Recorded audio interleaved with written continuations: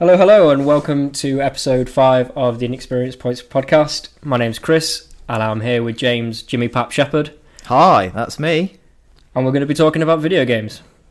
Really? Yeah, we are, for a change. Oh, okay. I thought this was the aerobics podcast. Well, Have I come to the wrong one? no, just because I do a bit of yoga while we're talking doesn't mean... Oh, okay. We mix it up then. That's all right. Cool. So we'll start with games. We'll start with the games first, shall we? Yeah. And what we've been playing recently. Give us something you've been on with. Okay. Do tell us. So, I've started a new game. Oh. Finally. Okay. Finally. And it's a popular game. Right. Okay. Any more clues? It involves a Batman. Right. Narrows it down somewhat. It's got to be Arkham Knight. It is Arkham Knight. So I finally got around to starting that. And I'm loving it so far. I'm always a bit wary when I start new games, especially like large ones. And bear in mind, I haven't played any of the previous Arkham games. So you've not played either Asylum or City? No, neither. Okay. So I was going in blind really, but I still put it on hard because that's how I roll. But yeah, well, you do like to give yourself a challenge, don't you? I've got to respect that. Well, there's no point really. Just I don't know. I don't enjoy it as much. I don't find games as satisfying if there's no real challenge. No, makes sense. So, but yeah, there's that usual sort of learning curve because there's so many gadgets and stuff that he's got. Oh yeah, definitely. And yeah, so it starts off and you're in kind of like a first person mode. You're not actually Batman. You're a cop. Right. And you're just in this diner, and apparently everything is dead calm in Gotham since whatever went on in Arkham City. Yeah. So everything's chilling, but then it all kicks off, and bizarrely, Scarecrow kind of threatens the whole city, and all the innocent people leave. Like everyone gets scared, and nice people leave. And right. It's just left. Just the arseholes left. Yeah, just thugs and bad guys. There's always some really weird excuse for why there's no real civilians walking around. I don't think in any of the Arkham games there's been just general civilians walking around most of the time. It's usually just the baddies on the streets. Yeah. I'm guessing that's just so you don't end up beating up civilians. Yeah, that wouldn't be good, would it? Wouldn't be good for his image. No. He's a do-gooder. Unless you just fail. If you failed every time you hurt a civilian by mistake no. as well, then you'd just be like constantly restarting. No, so... So yeah, but what I found interesting was that Batman still wants to save Gotham. Like, you think he'd just be like, right, this town's fucked. Like, there's always something going on. For some reason, criminals only care about fucking up Gotham. So why didn't he just give up on that and go help somewhere else? But there's this town where the only good people left are seemingly the police force. Sure. And firefighters, I think. So he's sticking around and he wants to save it from. So Scarecrow's the main bad guy at the moment, but there's others knocking about. Penguin was knocking about. Poison Ivy's in the first part of the game, pretty much naked, just wandering. Yeah, as per. Yeah. So anyway, yeah, I was very impressed from the off because you start and you're up high on some building ledge, and then you just dive off and fly over to the police department, and you just straight away get an idea of the kind of the scope of the city that you can just go around on your own if you want. And it looks really good, and the voice acting is really good. It's all presented very nicely. Yeah, really nice. So yeah, just kind of cracking on with it, really, just getting to grips with it. There's been quite a lot of training like holding your hand through. Yeah, a good thing for you, I suppose, to some extent, seeing as you're a newbie to Arkham. Yeah, I needed it. I didn't really know what I was doing. What I would say is they're really piling on the use of the Batmobile. Oh, I have heard this. This seems to be one of the major complaints from people. Well, for me, I've got no interest in the Batmobile. No. I just want to. He's pretty badass on foot and flying, isn't he? You know, he doesn't really need a car.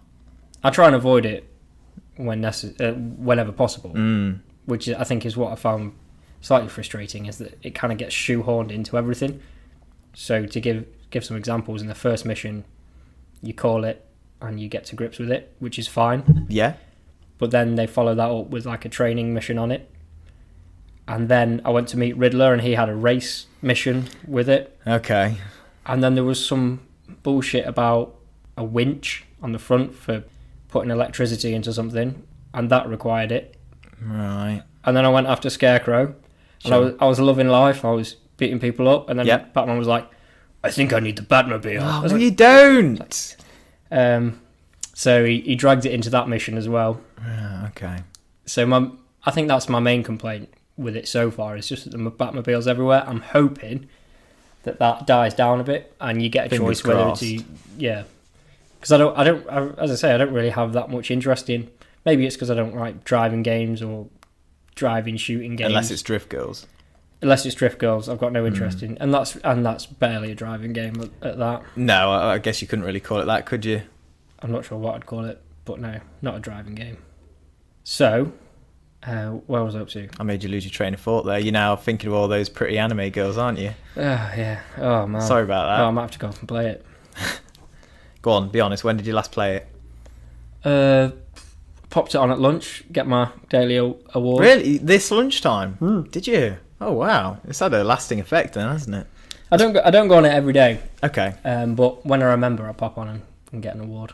See your award, nice girlfriends, if you can call them that. I think I just need to delete it. It's just really grinding now. Yeah. But okay.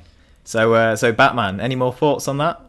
Yeah. So I think there's a lot of things about it that appeal to me. Like as I say, it's an open world, and you can kind of pick your missions and go about as you want to. I think when I can, I'll kind of stay away from the story and just do all the extra shit, because I love just mopping stuff up like that. Oh yeah, you like all the side missions. Oh yeah. All the extra fluff. Yeah. And I think there's something about going after supervillains that aren't part of the main story, and that sounds quite interesting. Okay, cool. Another thing to mention, there's a character, the titular Arkham Knight. Oh yeah. So he's actually a character in it. I believe he's a new character. I think so. And well, he probably not new to the Batman lore, but I think he's new to the games. Well, the reason I say that is that there's quite an interesting bio section. I quite enjoyed just reading up on the different characters. Oh, and cool. It says when they were first introduced. And for Arkham Knight, it said first introduced June 2015. Oh wow! So he is actually new for the game then. Yeah, but there might be a character. So when his identity, you don't know who he is. He hates Batman for some reason. Right. So as he's got most people in the game do. Exactly. And he's got some grudge against him, but he doesn't make it clear what it is.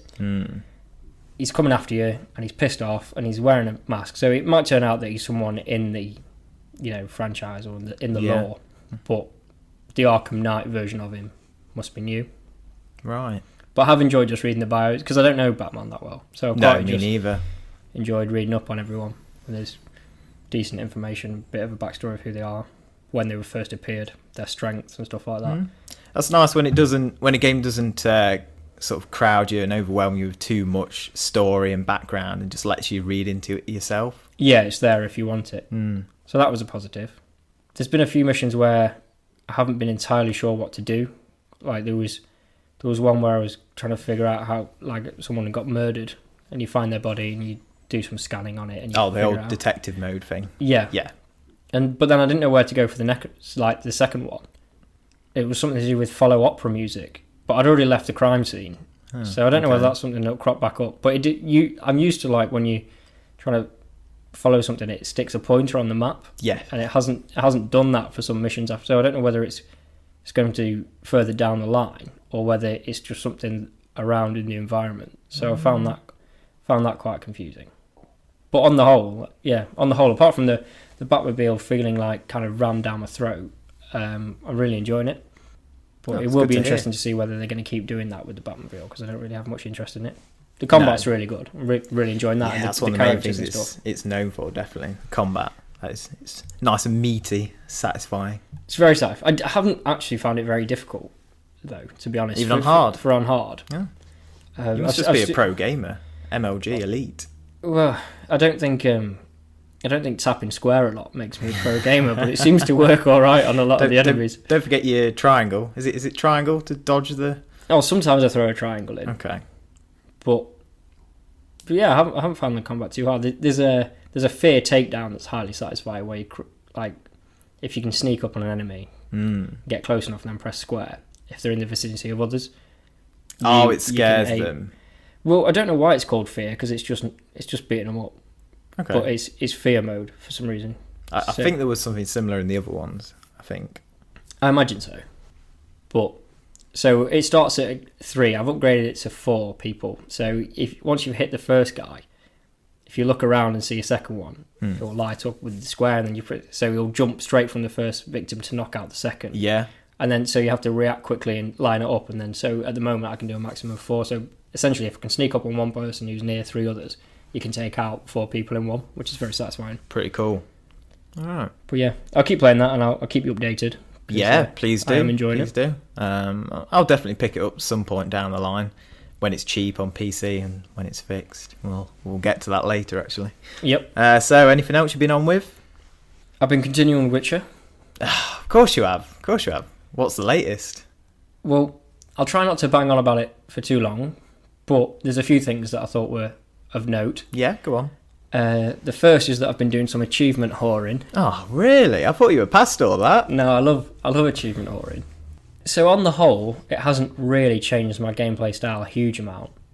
There's been some where, like for example, one of the what's his words? One of his signs is called Axie, where he takes over the mind of opponents. Oh, yeah. Well, at first he just confuses them, so it just basically stops them in the tracks while you kill other people or whatever. But if you level this up a bit, they join your team, and not your team, but they start fighting their own allies.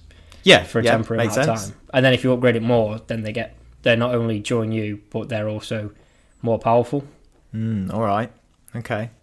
So one achievement I got was just doing that loads to get people to kill their own men. So you were purposely using that magic to get the achievement then? No, to be fair, I had that anyway. I leveled that up anyway, but I did just notice it was an achievement, so I use it more than I probably would have naturally used it. But it is quite satisfying. They'll have a cutscene and someone will be kicking off, and there'll be a group of guys, and they're like, we're going to take you down. So straight away you just cast Axie, and one of them kills the other, and it's just quite satisfying. So I did that quite a lot. I got an achievement for that.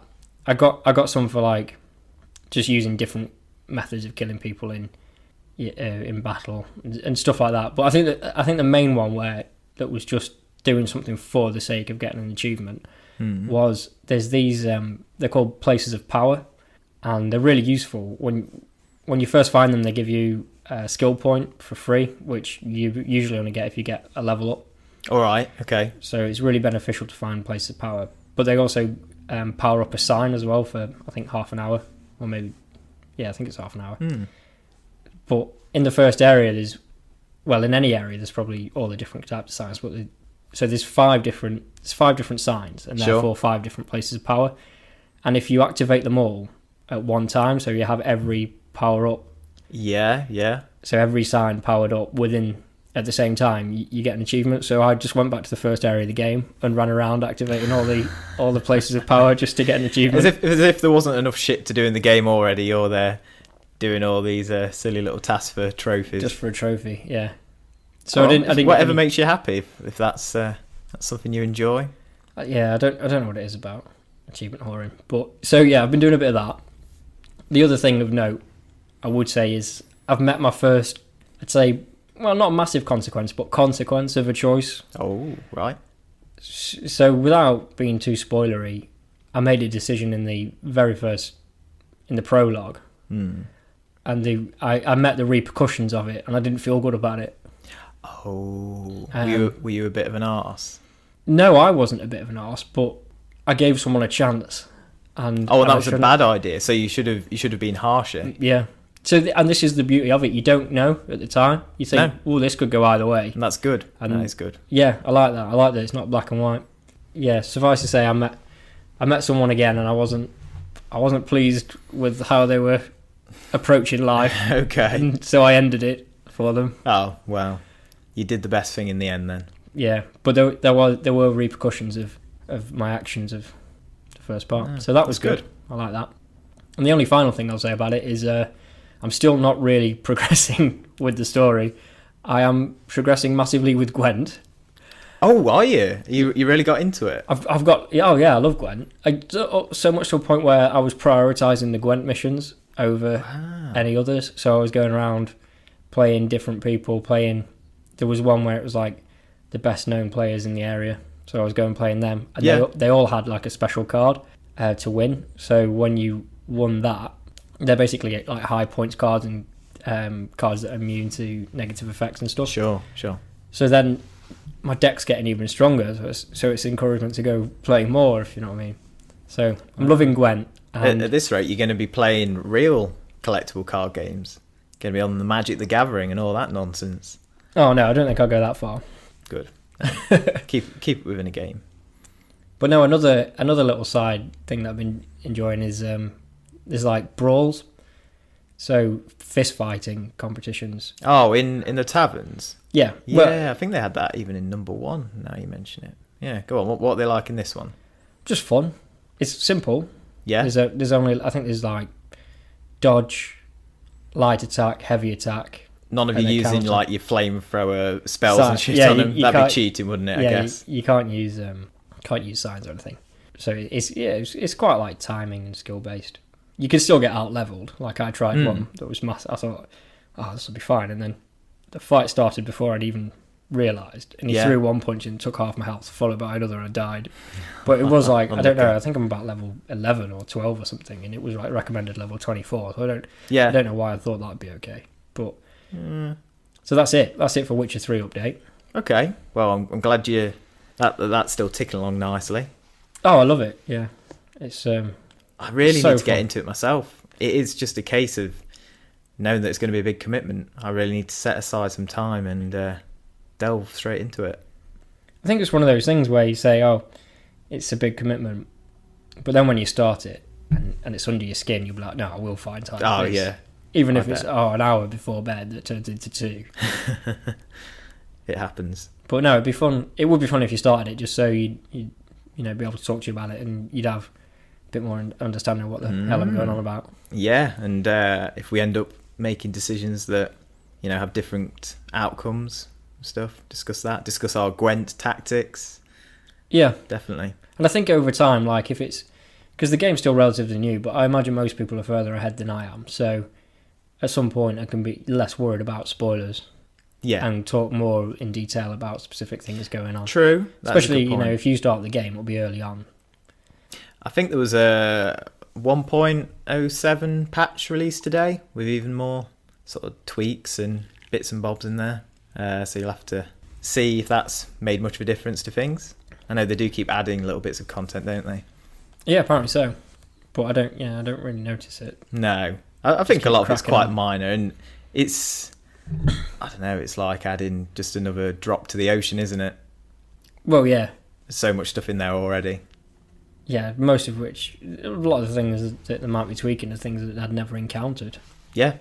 One thing I've noticed, is, speaking to my friend who's playing it as well, is that after the prologue, you end up in a place called Velen. Right. But there are other places you can go, and you can go to them straight away if you want. But I just stuck around Velen and did loads there.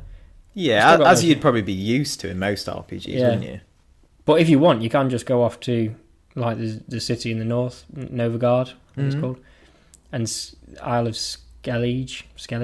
That's cool. And I think you can go straight there. Like, I haven't even been there yet, but you can if you want. Just pretty much do what you want. Awesome. I like free choice. Lots of freedom. Yeah. But I've still got so much to look forward to. It's awesome. Great. So anything else this week besides your special feature game? So my final one, and I can't really say a huge amount about this, but it's Zero Punctuation's game, Hatfall. Ah, so I had heard of this. I don't know anything about it. So yeah, so with this, I was just watching some of his videos, and he mentioned it. Or I think maybe I googled it to get on the Escapist site, and it came up as a news article. Yeah, sure. Something like that. So I thought, I'll give that a go. And it just seems like it's a bit of a joke game, really. You play as the him version, in the cartoon. There's the little stick, well, not stick man, but No, I know what you mean. Little cartoons, yeah. And it's got the yellow background, and it's called Hatfall because hats fall, and you want it to land on your head. So you move left and right. Mm-hmm. And so is this like a kind of 2000s era Flash game, almost kind of quality to it? Yeah, it's just a browser game. It might be available on other. I think it is available elsewhere, but I just played it on a browser. Right. First stage is very easy. You just see, so you're there, you're your man, you're on your own. You've got the yellow background. Yep. And then you see your silhouette on the floor, and you position the man under the silhouette, and the hat falls on your head. Right. And then carries on like this, and then it starts throwing distractions in, like, I don't know what it's called, but you know the little, like, black creature thing that he has in his videos?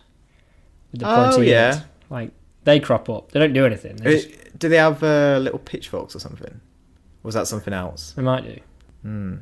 He has lots of little things that pop up, doesn't he? Yeah. I've watched his videos for a long time.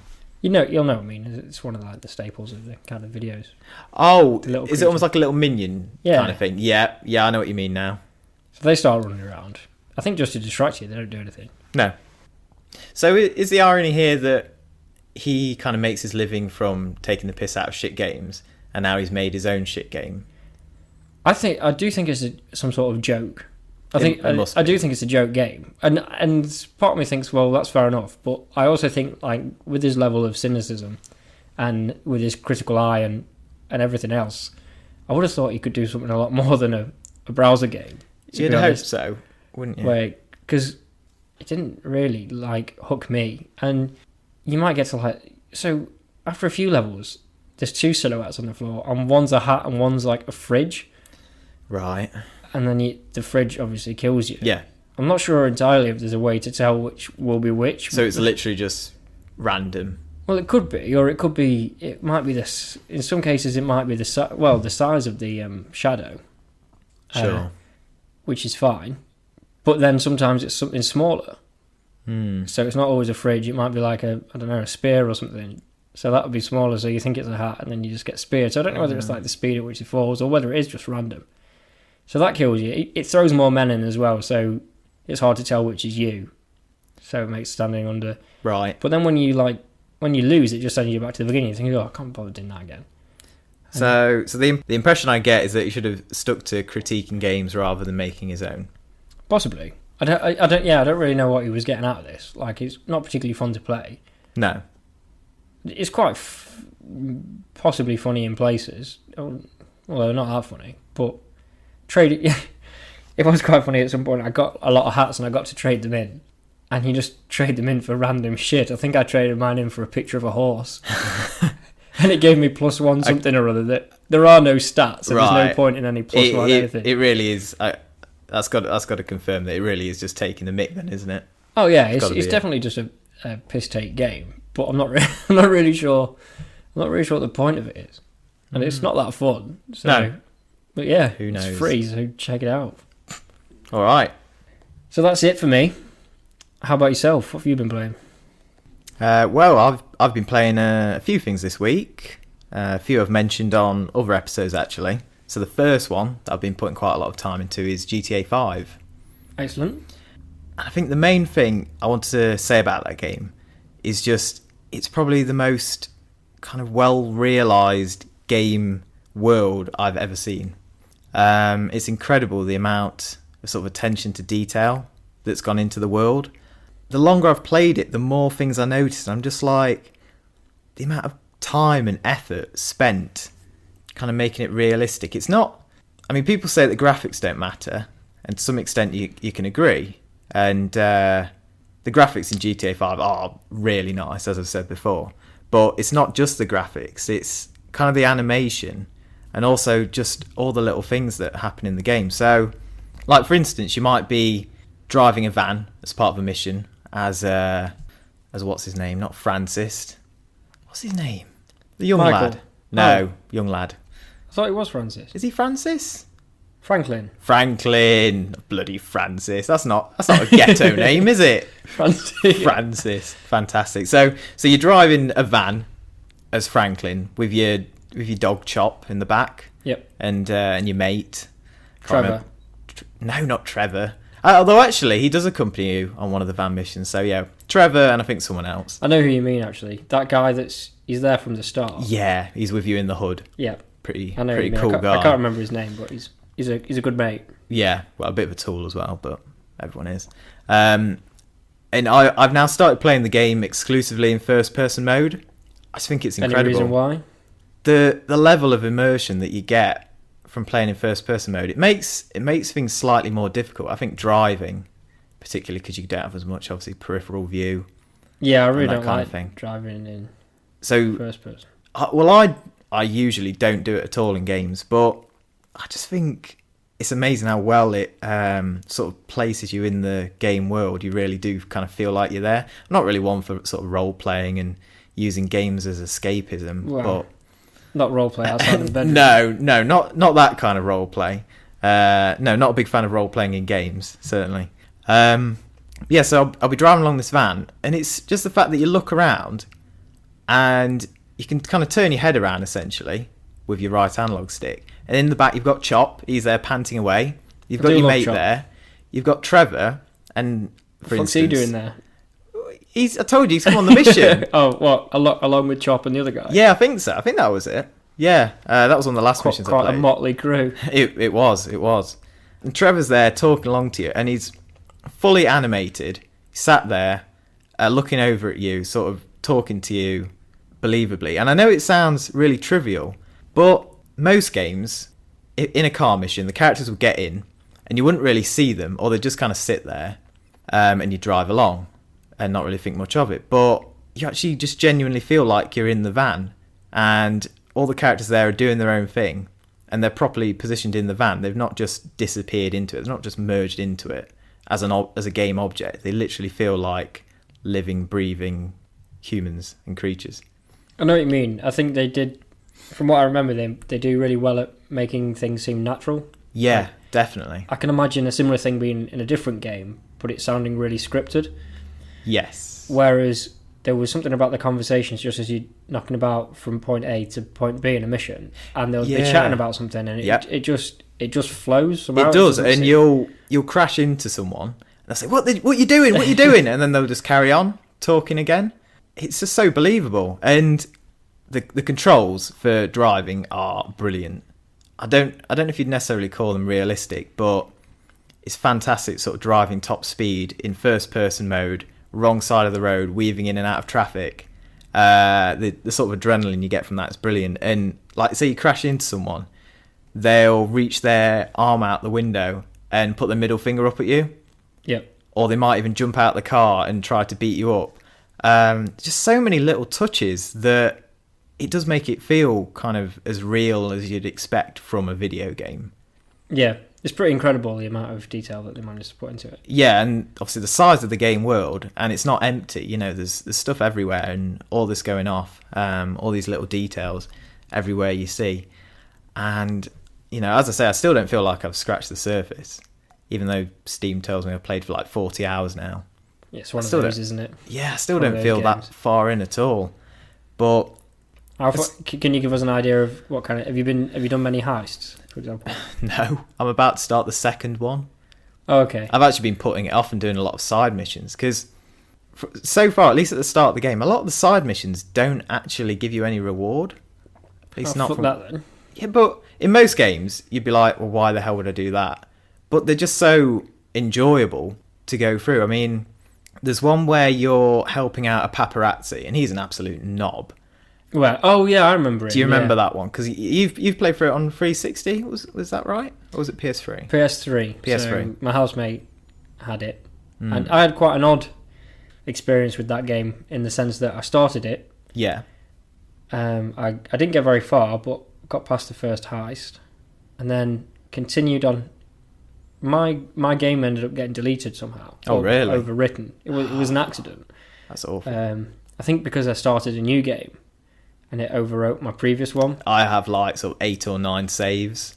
I keep making new ones just as a kind of backup. I'm really anal about that kind of thing. Yeah, I wish I'd done that in hindsight, but I didn't know what I was doing, and ended up deleting it. You wouldn't necessarily expect that, would you? No, I do seem to remember it wasn't that obvious. Well, I don't know. Maybe I was just being a bit thick. But yeah, so I ended up getting rid of my my own save. So I went back, I think a few weeks later, and Higham, my housemate, was near the end, so I just played his game. Oh, all right. So you skipped out a lot of the stuff. Yeah, so I've played the start and the end. I have actually done the final missions. Cool. Okay. Yeah. Oh, yeah. So I've done the first heist, and I've done the final heist, and I've done the final mission. Yeah.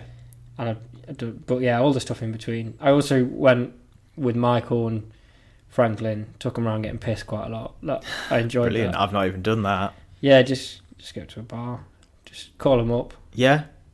Take them to a bar. See, I forget you can even do stuff like that. I mean, it's really funny. For God's sake, it has like, you have a fully featured smartphone, you can call people up. It's got like a proper internet within the game. Loads of parody sites, loads of like fully functioning websites you can actually use to affect things in the game. You know, buy things, trade on the stock markets. It's just mental, the amount of stuff in it. Unbelievable. Yeah, you're right. I think so much of it is unnecessary as well. In terms of like time, managing their time and deadlines and stuff, they could have been like, well, we really don't need to do that. Games like this don't really come along very often, where, as you say, they've just pumped everything into it. There's just so much unnecessary stuff. They could just have the missions and it'd still be a great game, but they've just filled it with all this extra stuff, and a lot of it will go ignored by most people, but when you do see it, you do appreciate it. I agree. And it's testament to that game really, and why why it was so highly praised as well as it was always going to sell well on the back of the others. Definitely. But I think it blew everything out the water. Really, I think even with the amount of money that was spent on making it, I think they make their money back like the first day of sales or something crazy like that. I think so. I'm glad I waited out for the remastered version. Well, not remastered, but the PC version. It's kind of remastered, better graphics, kind of refined and stuff. I'm sure the older versions were fine as well, but it is really good on PC. I thought the PS3 version looked really good. They were, again, sort of like really good graphics for last gen consoles. Probably some of the best looking games on the old consoles, definitely. And you can often see the similarity between the last few games on one generation and the first on the next are usually quite similar. They are, especially this time around. Yeah, definitely. Okay, well, I've also been playing more of another game that I got into last week, and that was Geometry Wars on Vita. So if you remember, I raved about that quite a lot. I do remember. And I still think it's brilliant. There's a few things I didn't really mention about it last time. So rather than just kind of the general hooks with Geometry Wars where, you're trying to beat the top score and all that kind of thing, one of the main mechanics to facilitate how that works is collecting what are called geoms, little gems. I don't seem to remember this in the first Geometry Wars, and I can't remember the second one really. I don't know if they were in that as well, but basically every time you kill an enemy, they spew out little gems for you to pick up. And it kind of creates a really interesting risk-reward because you could hang back and be safer, kill lots of enemies, but then you won't be able to pick up the geoms. And what they do is they increase your score multiplier, so they do make quite a big difference. Right. And they're also used as like a currency. What would you spend a geom on? So another feature that's been added is I can't remember what they call them now. I think you have a drone and then some kind of special ability.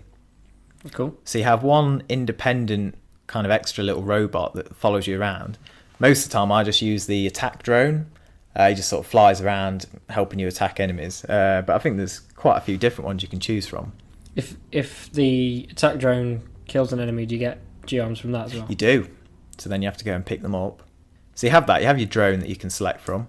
I think you have sort of defense drones and lots of different ones. One that helps you collect geoms, so it helps rack your multiplier up. That'd be useful. Yeah, definitely. Then you have, as I say, like an extra special ability that you can activate.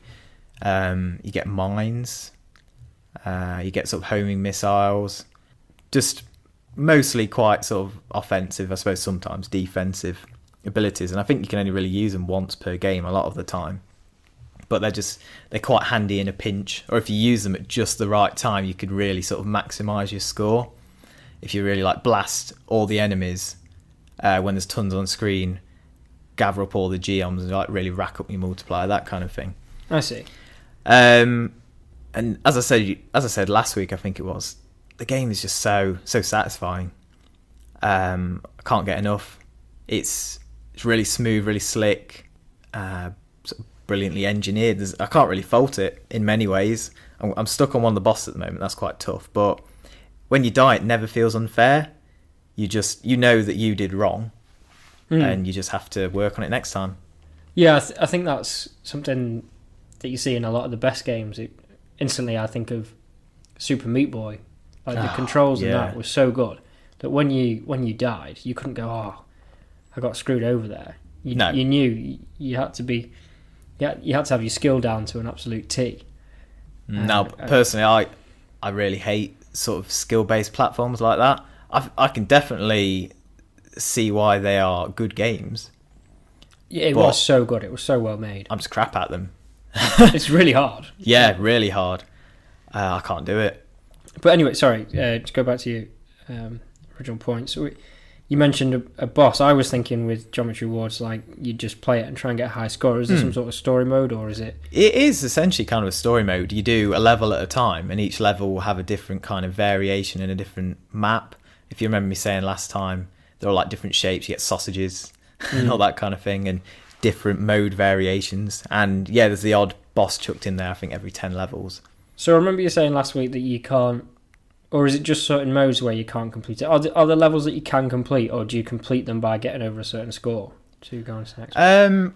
It's quite easy to essentially complete a level, but the main thing is obviously trying to beat your score, and you have the old 3-star system, like on a mobile game or something.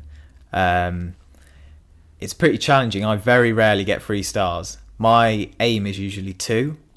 So often the first time I'll play a level, I might get 1 star, and then I'll think of all the ways I could sort of improve my strategy, and I'll work at it and then get 2 stars. And when I get 2, I'm usually quite happy with that.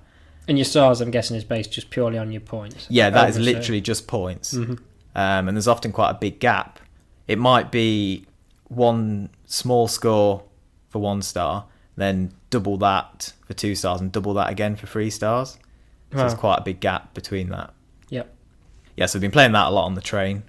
I think the only other game, other than my feature game this week, is I played a little bit of Dark Souls 2, Scholar of the First Sin. Right. I didn't even realise there was a... Is it a prefix to that? Is it a prefix? Suffix? Subtitle, I guess? Yeah. So... Oh yeah, prefix is before, isn't it? Yes, that's the one. Pre. Should have seen that. Should have known that. That does make sense when you think about it, doesn't it? Yeah. But yeah, I didn't realise there was that bit at the end of the... I thought it was just Dark Souls 2. No, you see, it was just Dark Souls 2. And they've essentially kind of remastered it. They've remastered the game that's only like a year old. It's weird. You know, it's been a while since I've heard of a game getting remastered. They don't happen very often these days, no, do they? It's such a rare... So it's nice to hear that another game's been remastered. Oh, yeah, getting the treatment. So what's it It's called? essentially kind of a Game of the Year edition, basically. So it's just got all the extra... Yeah, I think it's got DLC. Extra DLC, yeah. They've reworked quite a few sections of the game. And I think a lot of the time to make it harder, as if it wasn't hard enough before. Just what people want. It's definitely punishment. Yeah, it's definitely more of the same Dark Souls. I'm enjoying it. It's quite a good location, quite a good game world. I kind of prefer the sort of dark fantasy of that to the Victorian fantasy of Bloodborne. That was good. It was definitely an interesting game world, but I prefer the more kind of high fantasy, like traditional sort of fantasy of Dark Souls. And I'm not that far yet. I'm only a few hours in, which isn't very far for that kind of game. But I'm starting to get to grips with it a little bit. With every sort of Souls game at the start, you're like, shit, I can't do this. But at one point, you kind of start to get into the groove of it and start to be able to make a bit of progress here and there. I wonder if there's a massive dropout rate in the first sort of... there's got to be, hasn't there? I know quite a few people who dropped out pretty much the first level of Dark Souls 1. Yeah. Like the first boss in that, you're not really meant to kill it, because at that stage it's almost impossible. It's not impossible, but it's very difficult to kill it. Very difficult. You're actually meant to run past it and escape. A lot of people don't realise that, and that kind of stumps people for a while. And then you come back to it later when you can kill it. That starts off what I'm talking about. Yeah, and I like stuff like that because it kind of takes what you're used to and throws away your expectations, doesn't it? Exactly. Spits in your face. Yeah, it's almost as if we've been brainwashed into a certain way of playing games because that's what we're used to. Yeah. And then when people throw in something like that, if it's the first time you ever played a game, you might think to do that, but having played games for 20 years and getting to a boss and thinking, I've got to kill it. Yeah, that's it. It's programmed into you. So I've not got much to say about it yet because it is quite early days, but no doubt I'll be playing it more. Another beast of a game. Another beast of a game, definitely. Right, should we move on to our special features? Yes, let's. Okay. Mobile game. Toilet game of the week. Toilet game of the week. What was it this week? Fearless Fantasy. Oh, of course. Now, I can tell you something about Fearless Fantasy. Do you feel fearless after playing it? No. Oh. Okay. I wouldn't say I feel fearful either, though. All right. Kind of in between. Yeah. No, I can tell you that I have completed it. Oh, that's good going. I had heard it was quite short and sweet. Yeah. Intentionally by design. So you have actually got to the end. Yes. That's good going. So, give us your thoughts. How did you get on? Well, I'll try and summarise the premise of it. So I think you said you described it quite well last week. It's a gesture-based role-playing game. So it's got everything you expect from an RPG. So turn-based battles, stats, weapons you can equip, items. All your typical stuff. But the thing that's different is that you attack and defend via gestures, so swipes and taps. Right. And how well you do them determines how much damage you do and how much damage gets dealt against you. I'm guessing to some extent that sort of makes or breaks the game. How did you get on with that? That's something that can go wrong. It's like the Wii controls, isn't it? Yes. And I think it's fair to say not everyone's going to enjoy this. Sure. From my experiences, I did obviously enjoy it, otherwise I wouldn't have finished it. No. But there were times when I found it frustrating. Especially I started like I always do on the hardest. Of course. And the gestures, some gestures are fine. Yeah. But some, for special moves, like one, for example, is a healing move. Like, I tried to do it and fucked it up, and it just doesn't do anything. So this is like, it really can, like, if you're not good at these gestures, like, you can lose so easily, especially on the difficult levels. So on the veteran difficulty level. So with this healing one, if you fail, it just heals nothing. So you've spent points in your round, and then if you bodge up when they attack you, it just does like massive damage. Wow. On the flip side, it's the way you do these gestures, you get a rating, and the sort of impact that the gestures have is based around the rating you get. So if you completely cock it up, you get a fail, and then so if you're doing a move and you fail, you'll miss. So if you just not do anything. If they're attacking you and you fail, you take massive damage. If you succeed is like the basic level of passable. You know, you do an average amount of damage and you take an average amount. And then there's also epic and flawless. If you get flawless, no matter who you're fighting against or whatever, you're just going to be fine. Because if you get flawless when they attack you, they miss. If you get flawless when you attack them, it does big damage or has a high impact. Cool. But it's very difficult to get epic and flawless on veteran. It's quite hard on normal for some things. And the more you upgrade certain skills, the longer the gestures are. And one thing I will say is that some go on too long. Like there's one guy, and I leveled up his special attack, and you have to do 6 swipes for the first part of the attack. So it's like left, right, left, right, left, right, left, right, left, right, left, right. But then he only goes and does 2 hits. So you think surely they could have just done 2 swipes for that. Yeah. It sounds like a really in-depth fighter combo attack kind of thing. Actually, left, right, left, right, left, right is relatively simple compared with some of them. Because they start going around in circles and jumping all over the place, and some of them combine swipes and taps.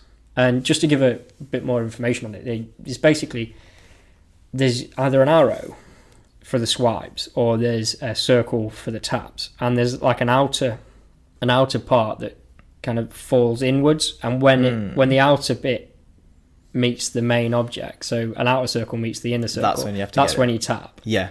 This makes it sound more complicated than it is because it's kind of hard to describe. No, I'm seeing that. I'm making some sense of that, definitely. Same with the arrow. So an outer arrow falls into the inner arrow and when it lands. But there's also like a timing thing. So if there's 3 arrows in a row and they're falling in quite slowly, then you swipe quite slowly. Whereas if it all falls in at once, you have to swipe quickly across. And depending on the character and the move. So it's all about tapping, swiping, and the timing of those. Okay. So that's the main crux of it. But yeah, it can get quite they can go on a while, and it does make some of the battles quite long, and it can be very frustrating when you've put skill points into something and you can't even do it because of the gestures. But on the whole, I stuck with it, and I end up completing it. I've completed every level on veteran now. Wow. You can go back and redo levels. You don't have to do, like, if you select normal, you don't play through the game on normal. You can select each level, a difficulty for each level. That's good, yeah. So you can level up. Mm-hmm. So you can go through normal and then go back and do the first... Because I started on veteran and just worked my way through until I just got absolutely dicked by a boss. And I was then dropped down. I have to drop down. And I would recommend doing it that way, just so you can get used to the gestures. Yeah. Because they do... Like, I'm not so sure about the enemy stats and the character stats and stuff like that, but one thing you do notice between the difficulty levels is how hard they make the gestures. That, it does sound more kind of intensive than I thought it would be. So, how's the game sort of constructed around those? How's the rest of the game? So there's not a huge... outside of battles, there isn't a huge amount. So no. I think there's 13 levels, and each level is made up of waves of enemies. Okay. So it's definitely not your typical RPG. Well, no, not in the sense that there isn't like a world map and you don't. No. There's, as I say, there's a shop, and you get experience points and level up. When you level up, you can choose what you invest your skill points into. So, all right. And you can choose what to make your characters as well. Like, you can put all, for the girl, you might put in loads into like the healing skill, and put loads into a magic, but not give her much strength or. Sure. But then she does still have a strength attack, so if you want to go down and make them all like strong hitters. But I generally did it like I had one guy that was really strong, one guy that had loads of health, and then the girl that was more of a healer. But the guy that I gave loads of health to ended up stronger than the other guy anyway. I'm not sure how that happened because I wasn't pumping as much into strength with him. So I think I should have just had the other guy. Oh, maybe it's a bit imbalanced in that respect. Possibly, unless I just didn't know what the hell I was doing. But I got through anyway.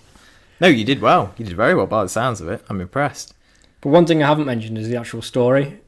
Okay. Which I think it kind of takes the piss out of itself. I think, like, it's quite self-aware, is it? Yeah, it's just like the voice acting is really over the top, and like I'm sure that the main character just like comes across as a complete arse, and I'm pretty sure he's supposed to. He's like the world's best bounty hunter or something. He's called Leon. I think he's called Leon. All right. And then you meet this girl. I think she's called Alice. I don't know. She's been captured or something, and she's in an arranged marriage for some horrible dictator king or something, and she's trying to run away. So this Leon, I think they pretty much fall in love from the off. It never says that, but they're just like, okay, I'll kidnap you. So you end up with Alice and Leon, and then you go and meet Leon's friend Vaughn, and he joins, and that's the only 3 playable characters. All right. Okay. And then they're just this little, but like all the dialogue is so over the top and silly, and like the Alice, she keeps going Jiminy Biscuits, like that's her her catchphrase, Jiminy Biscuits. And Leon's just a bit of an arse, and Von's all right. The cutscenes are like, I think the art style in the game itself, I don't think it's great, but I think particularly in the cutscenes, it's just like basic drawings with like this horrible yellow colour to it, just different shades of yellow. Oh wow. Sounds pretty good. I know the synopsis did say it was a really weird game. It kind of advertised itself as that, didn't it? So yeah, I guess that's definitely the angle they were going for. Yeah, it was certainly self-aware, but I think it kind of tries to be funny. I wouldn't say it is particularly funny. I'd say it's odd, and I think, as I say, it's not like It's not like they didn't know it was a bit silly and ridiculous. You can tell it's on purpose. Sounds like it. But yeah, so I saved her from her arranged marriage. Yeah. It's done. You hero. Yeah. Good on you. So is it kind of a moderate recommendation from you? Oh, definitely. Especially for the price. Like, I only paid 77p. Definitely. Oh, yeah, it was on an offer, wasn't it? Launch offer thing. Yeah. So you didn't begrudge stumping up those pennies for it? Not at all. Oh, that's good. I think maybe when I was at my most frustrated, I'm like, fuck this game. But on the whole, definitely recommend it. Certainly give it a shot just to see, like, just to try out the gesture-based. Yeah, it's probably not done very often, is it? In an RPG? I do think it's a bit overkill. You know, like when you're repeating the same sort of gestures over and over. Yeah, you just sure. think, just wish to speed this up. But no, on the whole, it's fine. I might go back to it. I'm undecided yet. Back to my achievement whoring. Oh. I've got 21 out of 24. That's dangerous. Those last few hanging on the shelf. They're so difficult. They're basically, well, 2 of them are probably pretty easy. But if you want to level up, you can go back and replay levels. Yeah. But there's achievements for playing through the game without replaying levels and without dying. Oh, and there's really? one for each difficulty. So I certainly reckon I could do it on easy. And I could probably do it on normal, but just playing through the advanced without leveling up, without ever like failing a mission, I think would be very hard. It would be, I imagine. Okay. Well, money well spent for you. Absolutely. You'll be pleased to hear that this coming week's game, is another free-to-play. Oh, great. Okay, so you don't even have to pay. Back to my 77p. standard budget. Quite right. I thought you'd appreciate that. The game I've chosen is Stuntman Stewart. Stuntman Stewart. Yeah, another new release. I think it's only just come out pretty much. How's Stewart spelled? UA or EW? UA, in this case. As always, I think I'll give you the blurb on the Play Store page. Is this a new game? Yeah, new game. Probably literally came out a few days ago. Excellent. Okay, so we're on Cutting edge. We're on the cusp here. We're on the cusp, ladies and gentlemen. Okay, we want you, stuntmen. Dear awesome film production company, my name is Stuart and I am interested in working as a stuntman for your next movie, Falling in Tokyo. Pay what you want for this unique Pix art game. Now I'm going to guess they probably meant pixel art game. Pixar. Pixar. Is that what they put, Pixar? Yeah, I think they meant pixel art game. Isn't Pixar Disney? No, not Disney Pixar. Is this a Disney Pixar? No, there's no Monsters Inc. or anything in this. No, pixel art game. No ads, no freemium, no goats. Yep, just buy as a slice of pizza if you like our game. So the impression I get is it's free, and if you enjoy it, you can just donate a couple of quid to show your appreciation. It's an interesting way of going about it. Yeah, so it basically just looks like you keep falling. I think it's an endless runner. Instead of running, you fall. Okay. An endless faller. Yeah, an endless faller. I'll have to see how you get on with that one. Looks alright. Looks a bit different. I quite like the business model. I wish more free-to-play games adopted that. Yeah, it's simple. So, don't think they'll make as much as they could, to be honest. Well, we'll see. Alright, well, my weekly feature game, Bargain Bin Bundle Bollocks, for this week was Mission Runway. Mission Runway. Okay. As you know, I am quite a fashion diva. Oh, I was thinking Aeroplane Runway. Oh, no, not an airplane simulator. I can see why you thought that, actually. Well, Mission. You don't associate Mission with fashion, but you don't usually. Come on. Okay, so tell me. Yeah, so you get to achieve your dreams of being a top-notch fashion designer. Well, I know this is what you've always wanted. It is. And I got this game in weirdly titled, I think it's a truckload bundle. It doesn't really have anything to do with trucks, but I think there were some truck games in it. Oh, okay. Maybe you have to revisit those at a later date. So how many games did you get for this bundle? Ooh.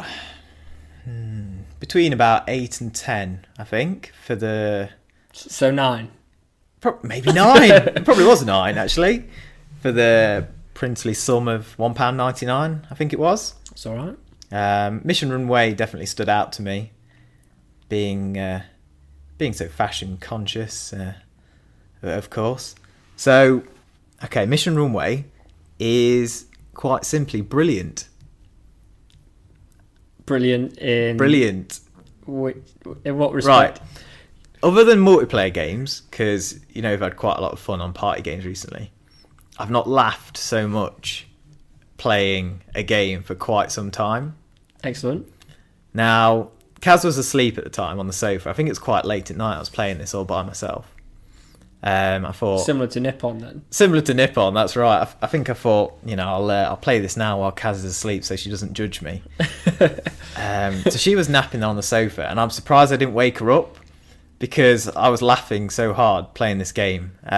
Tears were almost streaming out of my eyes.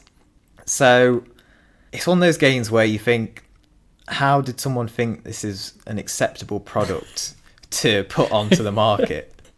Okay. The main premise is, you're a fashion designer and you're on one of those daft fashion shows. I can't remember what they call them, but there's quite a few of them, I think, sort of reality TV almost, where each week they're given a challenge. They have to design some clothes, show it on the runway, and then one of them's knocked out each week. America's Next Top Model or something. Except you're designing clothes. Yeah, except you design the clothes rather than modelling them. Quite right. Wait, so who gets knocked out? A model or a designer? A designer. So you're taking part in this? Yeah, you're taking part in the competition. Probably about 10 contestants. I think there's only really 10 levels. Something like that, around 10. So you've just got to be the last designer standing? Yeah, essentially. And each level has a different theme. One of them was like, I think, an elegant ball gown. Sounds nice. The main part of the game is spent within the creator. So you start with your model stood in front of you, almost in the nuddy, in her underwear, and you get to choose. What's the art style for this? Is it? I'd say realistic. It's not realistic looking, but it is bad graphic realistic. Yes, essentially they're going for realism. That's what they were attempting. So you can choose. To be fair, it's fairly well featured in the creator. You can choose the hairstyle, the makeup, obviously all the different clothes, accessories, and all this kind of thing. You can even choose the ethnicity of your model, which is nice. Some bit inclusion diversity there. Yeah, that's what we like. So what's brilliant about the creator is that it does actually give you quite a lot of freedom. And not once did I take it seriously. I made some absolutely atrocious designs. And I appreciated how the game lets you do all these hideous things. I'd probably say it's quite difficult to actually make something that looks nice, because a lot of the stuff I think just unintentionally looks really ugly. What about the contributions from the opponents? So your opponents, did theirs look? Wow, they were all right. They're just kind of your standard dresses and whatever else. I only played 3 of the levels, and in the first one, I made this absolutely hideous thing. They had like I guess you'd call it like a Russian, almost fluffy hat on, a massive scarf, ridiculous like animal print stuff everywhere. Looked absolutely atrocious. I'll be uploading the pictures on the post. I look forward to it. Because I can't 100% remember them, but they were pretty brilliant. So first of all, I'm laughing at these awful creations I've made. But then it actually comes to the runway part of it. And the models, the way they're animated, the way they walk, it's like they have like bone disease or something. They're kind of stiltedly shuffling along these really awkward movements. I don't know what's wrong with them. There's definitely got to be something going on there. Wearing this hideous garb. So you watch them modelling that, and then you have to sit through all the opponents. Like, thankfully you can skip through it because it's just boring as hell. Yeah, that'd drag on a bit. Sit on for a few minutes watching these physically handicapped models struggle to walk across in people's creations. So the first level, I can't remember what the one was for that. That might have been the ball gown one. something like that. I didn't follow the instructions at all. I just made something ridiculous. Just make something hideous each time and hope you get through. Yeah, and you get the panel of judges who judge what you've made. I don't know how that works. I don't know if it's just done randomly, or if there is some kind of logic in the game that determines how well you've done. Because obviously it's a very subjective thing, and it's hard for a machine to kind of judge how nice. Well, there's an every outfit chance looks. that the computer couldn't really realise your brilliance. Well, yeah, and they were slating it. They said 2 out of 10. This is terrible. That Russian hat doesn't go with that Yeah, leopard skin dress. all that kind of thing. And they were like, the last one said, "There's no chance you're making it through this stage of the competition." I was like, "I know that, mate. I know that." So it gets to the end, and this week we will be losing one of the AI players. So even though her dress looked absolutely fine, they somehow picked my hideous monstrosity over theirs. Well, there you go. So I moved on The to wild card. Yeah, exactly. They must have appreciated my creativity or something. I think so. Sounds like you were thinking outside the box. I was. So I moved on to the second level, and once again I designed something absolutely ridiculous. I'm there laughing away, and I get through again. I make it again. I'm starting to think, what's going on here? And the third one was particularly brilliant. I was quite proud of that. It was something smart you'd wear to the office was the challenge. Okay. And I seem to remember, I think I had her just in her pants with some ridiculous top on. And I gave her like clown makeup and a top hat. Well, some officers might appreciate that. Yeah. I think I would. And it got to the panel of judges, and they were really impressed. They loved it. They were singing my praises. They were saying, "This is really good." I was like, "What are you doing?" I mean, not only are the models like physically handicapped, but the panel of judges must have mentally handicapped. Yeah, mentally, or must have some issue with their sight. So I It's not breezed some sort through. of I don't know, nursing home fashion show, is it? I don't know. I can't honestly explain it. So again, I breezed through that, and that's where I stopped playing. I'd quite like to see how far I could get. Because Is there a save game feature? Are you still going? yeah, I think so. I think I can just carry on from level 4. So yeah, it was brilliant. Terrible, but brilliant. I mean, the graphics, they're awful. The visuals, so bad. But more than that, it is kind of the animations, as I say, and it's just such a shoddily put together game. What made me laugh is, if you look, I think it's the executable file of the game or something like that. I noticed that it's actually called Fashion Divas, and I think they just arbitrarily decided at some point in development to change the name of the game completely, and they just didn't give a shit because Well, why would they? Well, yeah. They're like, we've been drafted to be put in this bundle for £2 with 8 other games, so who the fuck cares? Exactly. Call it Mission what you Runway. want. People will think it's an airplane simulator. They might buy it. Yeah, we've doubled our market there. Yeah, it was great. I thoroughly enjoyed it. I would like to play a bit more of that. And for this coming week, I'm not seeing a bundle that's caught my eye yet. So I'm going to have to keep an eye out. But if not, I think I'm going to delve back into one of my previous ones because I've got lots of gems there. Well, that's it. You've probably got about 28 other games Yeah, left or something I knocking must about do from by you. now. So lots to pick from. Nice one. Right, shall we move on to news? One thing which I just quickly popped in here, I'm not sure if this is something we'll cover on a regular basis, but the UK charts made me laugh a bit after the games we discussed last week that were coming out. So we've got Rory McIlroy. He's done it. He's first. He's fucking bossed it, hasn't he? Yeah. I knew it. I knew he would. I had faith in we him. believed in him, didn't we? And he's made it. He's and then, absolutely smashed it. And then it looks like there's quite a lot of twats in the country because F1 2015 is second. Oh, twats are just grabbing it off the shelves. They are. I've seen them. I've seen them running around Tesco just Can't help lobbing themselves, it in can the they? trolley, yeah. Very disappointingly, Godzilla not actually in the top 40. Who'd have thought it?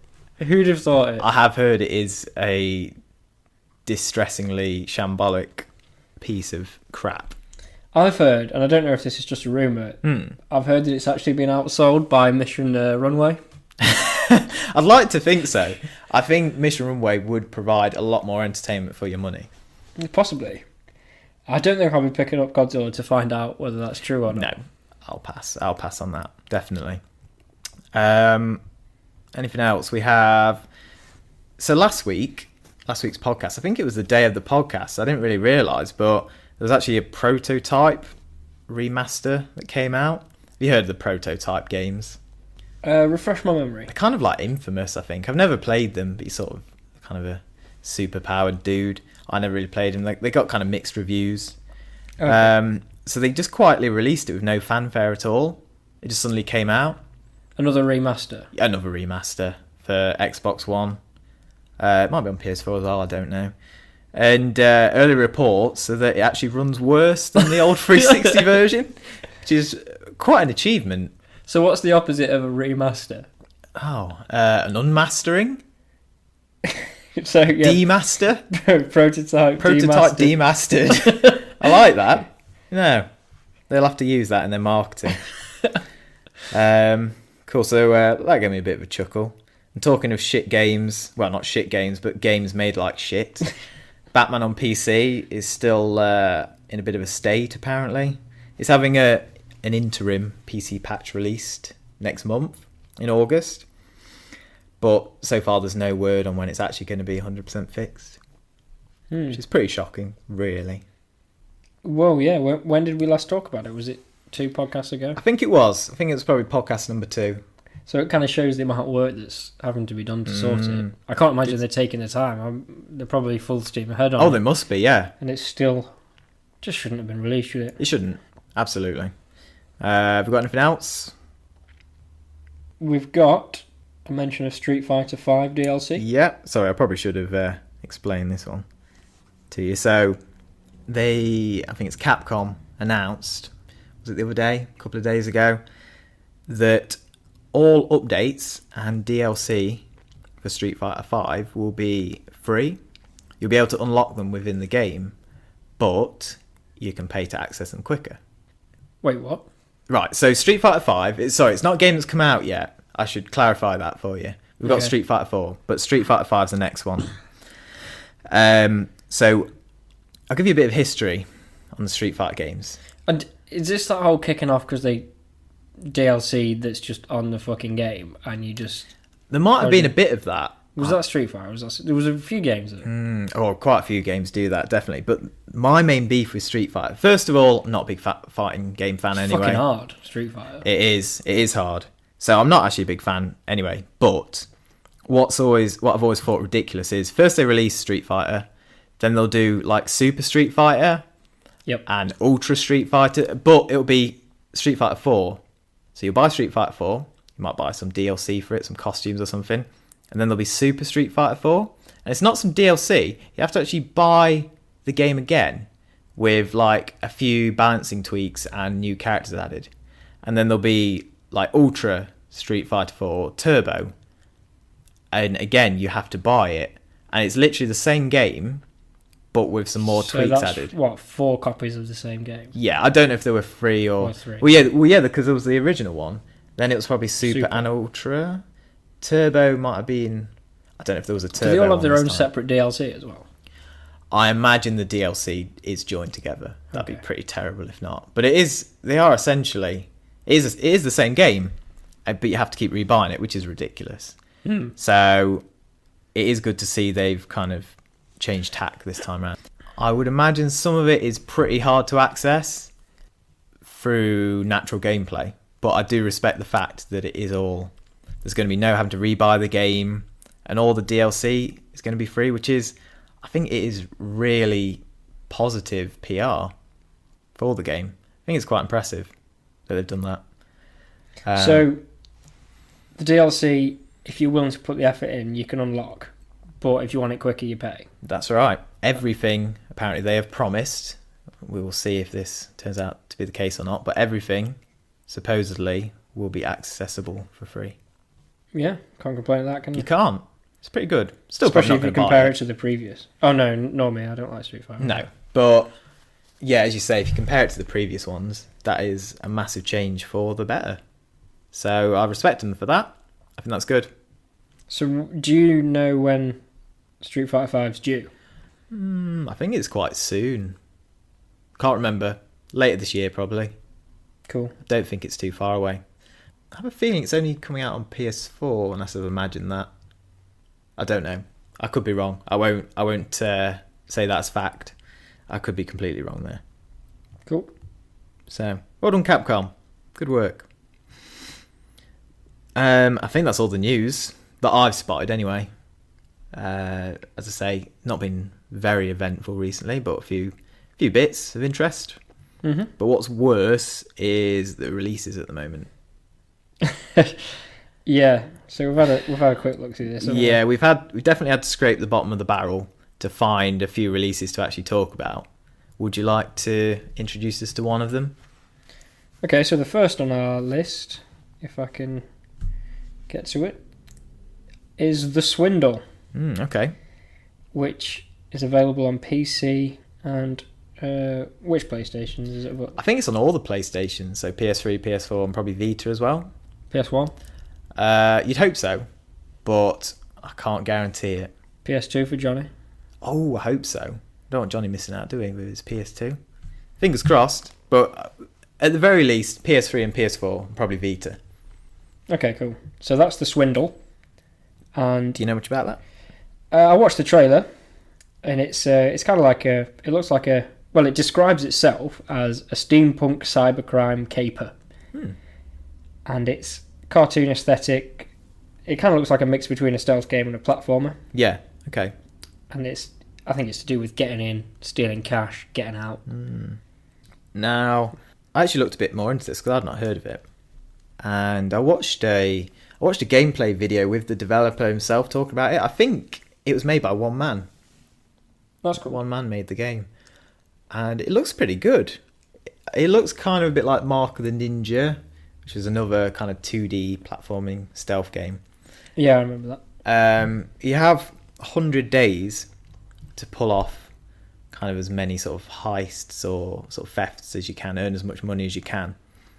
And each day, I think it procedurally generates a level, so they're randomized.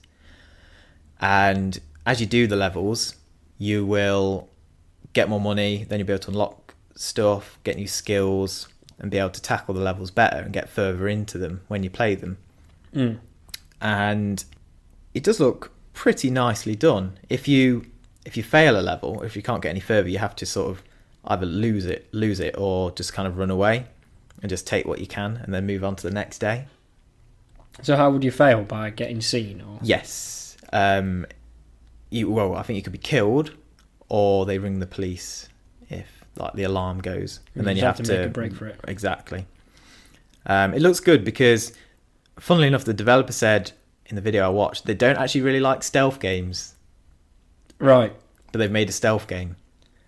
Yeah, it was a bit weird, the vibe I got from it, because it didn't look entirely stealthy. No. Like, it was just jumping on. You are creeping around, definitely. Yeah. I like that he's simplified it, because he was saying he doesn't like stealth games where you knock out an enemy and then they wake up a few minutes later. It really annoys him. And same again, he can't be bothered with hiding corpses. Yeah. So hiding them from the other guards. So he's purposely made his game without those mechanics in it. I can see where he's coming from, and it was something I thought when I was playing Sticks a few weeks ago. Oh yeah. So was there that kind of stuff in Sticks? Yeah, there was the whole hiding the bodies thing. And it's pretty typical. I can't be stealth arsed. games. It just feels a bit slow sometimes. Yeah, I don't necessarily mind that because it does make sense, but I think you have to be in the mood for it. Well, you do. Well, I do. It's very methodical, isn't it? You have to take your time. So I'm actually interested by that one. Gonna have to keep an eye out. What else have we got from our limited list of releases? Yasai Ninja. Have I pronounced that right? Well, I don't know. Possibly. Yasai sounds about right. So I watched the trailer for this, and the first question I asked myself was, "What the fuck is that?" That actually sums up my thoughts, to be honest. But I did manage to find the answer to that question, and the answer was a samurai onion. Yeah. So, unsurprisingly, this is again cartoon aesthetic of an onion with a samurai sword, Yeah. and he's working alongside his mate Broccoli Joe. Who is literally a stick of broccoli. A stick of broccoli. Did you watch any gameplay of this? Well, the trailer showed gameplay. Yeah, you probably watched the same one as me. Yeah. It was jumping between 2D and 3D. Hmm. Don't know if you saw that. I didn't notice that. I probably wasn't paying enough attention. I was probably just like, what the hell is this? But yeah. It didn't look great, like, visually. I thought it looked really awkward. I think, well, for a game like that, a samurai game, you want it to be really smooth. And I can't necessarily judge from the trailer, but it looked like it'd be really kind of jarring, not very smooth, like the animation and the combat and stuff. But I could be wrong. Well, he's an onion. That's the problem. You're probably onto something there. I don't think onions are born to be samurais. No, I've vegetables, they're probably not the best warriors, are they? Well, yeah, I imagine Broccoli Joe's not much, but I don't know if Broccoli Joe's a samurai as well or what, or whether he's just a walking snack. But so it's probably not going to be on our radars particularly, this one, is it? Well, it's on my radar. Well, yeah, I would like to see how it turns out, to be fair. It's not going to be anywhere near. So that actually comes out today that we're recording, so that's the 21st of July is today. And the Swindle is the 28th or 29th, is it? Apparently? Yeah, it kind of varies, I think, depending on region and platform. So, yeah, sort of 28th for some, 29th for some. And I think it comes out on the Xbox One probably a few days later as well, actually. Okay. I think so. So, yeah, I think it is actually coming out on pretty much everything. Okay. So, anything else? So the last one on our list is King's Quest Episode 1, A Night to Remember. Night spelled with a K. Of course. What a pun. Brilliant. Now, this is an episodic adventure game around the King's Quest franchise. I wonder who it's made by. An episodic adventure game. Story-based. It's not them, is it? Hmm? It's not your usual... It actually is. Is it? It actually is Telltale. They've at least stuck their finger in somewhere. I read it was something called like... Old Gentleman? Odd Gentleman? I don't know. Something like that. But also, obviously, is it Sierra, the original producers? Oh. But when I was looking into it, Telltale have some input as well. But I don't think they are the major developers by any means. But they've got their finger in the pie somewhere. Yeah, and you can tell when I watched the trailer, again, kind of cel-shaded, very sort of comic book aesthetic. You could tell they had some influence on it. And I was initially surprised, like you. I didn't think it was by Telltale. And I was like, they're just ripping off Telltale. This is totally their style. But I think they have had some input. So... the King's Quest games, I don't know if you know, they're really old games. Yeah, I've never played any. It's one of those neither. ones you read and hear about. I've made a note here that the first King's Quest was 1984. Oh, you have written that. I was just about to say, I think they came out in the 80s. So, yeah. Don't know anything about them. This new one looks alright. But then again, actually, if it's not made by Telltale, it might be alright. Because I really enjoyed The Walking Dead Series 1. That looks really good. But... I get the impression a lot of the ones since then, all the different series, they're kind of going a bit overboard, doing too many things at once, and they're struggling to put everything out at a consistent standard. But we'll see. This one looks a bit different to their usual standard, I think, because they've only got a slight input in this one. Yeah, so it'll be interesting to see how that turns out. It will. Yeah, I'll keep an eye on it. Things with episodic games... I don't usually bother until the whole thing's out. I just buy it in one go.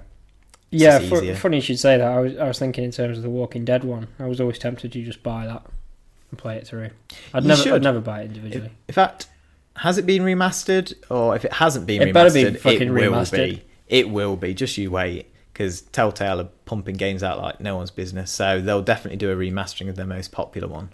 Was there a second season to it? There is. It never got as much fanfare about it. like the first one took everyone by surprise because Telltale had historically always made shit games, and everyone was like, "Hang on a minute, this one's actually good." Is it Telltale that do the Game of Thrones ones as well? Yep, they do Game of Thrones. They Is that do. supposed to be any good? I've heard mixed things from that. Might be worth me checking that out. Yeah, it seems you are a big Game of Thrones fan. Yep. There's Tales from the Borderlands, that's meant to be decent. I'm guessing that's based on Borderlands. Yeah. Which isn't typically a very story-driven game, but apparently they've done a good job of putting a decent Well, they kind of story in went that from. universe. I haven't played much of the second, but they went from pretty much no story in the first to a bit more story in the second. It was better in the second, yeah. There was more going on, but it's still about, you know, your shooting and looting. That was the main draw of the game, definitely. Well, that's all the releases for this week. Okay, so I think that is everything for this week. Yep. I don't think there's much to report, is there? I think we're probably soon going to set up social, finally.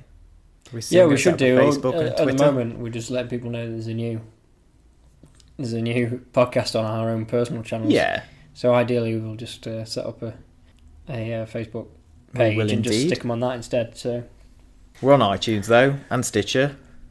We're still going to be working on the website and other bits and bobs, no doubt. But we're in a semi-operable state. Yeah, we're up just and going to running keep all right, concentrating and making sure we get out the podcast primarily, and then we'll just build on the other stuff when we. Yeah, when we'll we take can. it from there. But yeah, if you want to leave us a review, please do. Yes, it'd be much appreciated, and we'll give you a shout out. Otherwise, unless you don't like it, in which case maybe contact us and keep your thoughts we'll to yourself. apologise. Yeah. If you don't like it, then we don't really want to hear from you. No, but if you loved it, then it would be brilliant to hear from you. So please do leave a review. Okay, thanks for listening then, and we will speak to you again next week. Yep. See you soon. Sayonara.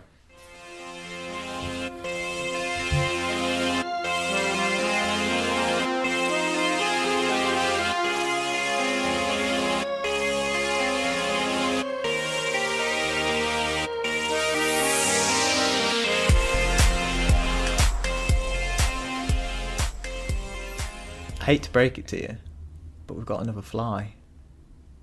It's quite quiet. Yeah, he's not a noisy one, so you probably shouldn't be too much of an issue. No, we'll carry on.